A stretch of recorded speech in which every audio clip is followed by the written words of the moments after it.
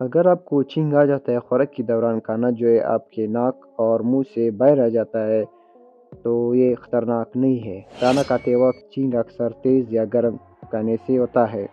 یہ ہوتا ہے آپ کا ناک، منہ اور گلا کنیکٹ ہوتا ہے سانس کی نالی کے ساتھ۔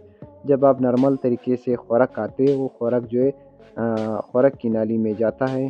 جب آپ کو سنیز یا چھینک آ جاتا ہے تو وہ مسئلہ نہیں بنے گا۔ کبھی کبھار جب آپ خوراک کھاتے ہو تو خوراک جو ہے تیز ہوتا ہے یا گرم ہوتا ہے یا منہ میں ہوتا ہے، اور اس کے دوران جو آپ کو سنیز یا چھینک آ جاتا ہے تو خوراک جو ہے منہ کے اندر ہوتا ہے، تو اس کے پریشر سے وہ خوراک جو ہے آسانی سے ناک اور منہ کے ذریعے باہر آ جاتا ہے۔ تو یہ اتنا مشکل کی بات نہیں ہے۔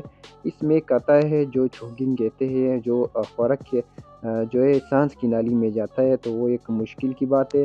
تو یہ اتنی مشکل کی بات نہیں ہے۔ آپ کے منہ میں کھانا ہوتا ہے تو سنیز چھینک آتا ہے، اس کا پریشر جو ہے وہ زیادہ ہوتا ہے، اس کے دوران جو ہے وہ کھانا جو ہے ناک کے ذریعے یا منہ کے ذریعے باہر آتا ہے، تو مشکل کی بات نہیں ہے۔ اگر آپ کو اس طرح ویڈیوز پسند تو ہمارے چینل کو فالو کرو، اور انشاءاللہ اسی طرح ویڈیوز میں آپ لوگوں کے لیے لاتا رہوں گا۔ ملتے ہیں نیکسٹ ویڈیو پہ۔